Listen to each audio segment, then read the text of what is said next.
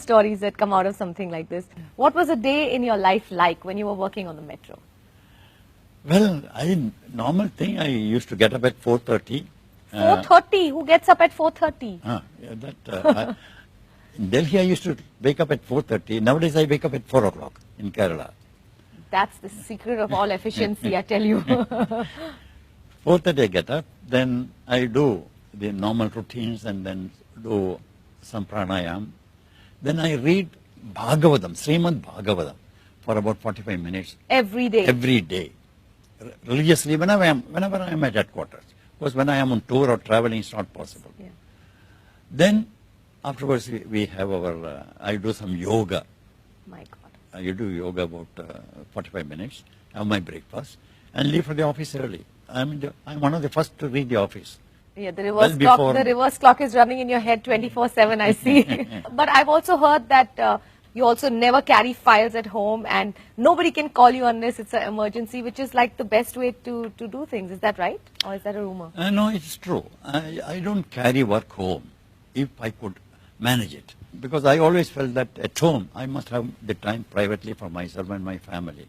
Unless there's an emergency, I don't encourage people to contact me also over phone. This is nothing short of a perfect life. But then in the office we are very busy. Everything is done in the office. Yes.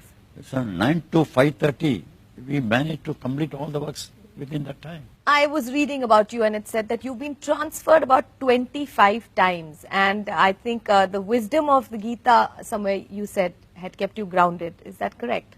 Well, to be precise, in my first 15 years of service on the Indian Railways, I got 25 transfers. How is that possible? Somehow it happened like that. Okay. Some of it is, I would say, planned for my future career, because they wanted me to expose to various aspects of railway working. That is one way. The other was because I was handy available as a bachelor. I can be shunted anywhere. That was another reason, perhaps. So you saw a lot of the country. Yes. But that really helped me quite a lot. And it also helped me to evolve a philosophy that one should not take transfers as a punishment. So you actually converted the punishment into a possibility to understand and explore a little more. I won't call it a punishment. I would say it's an opportunity given. What is it about the Gita that inspires you so much that you read the Bhagavatam every single day? It gives practical tips how to solve the day-to-day problems of life. And that is what is required.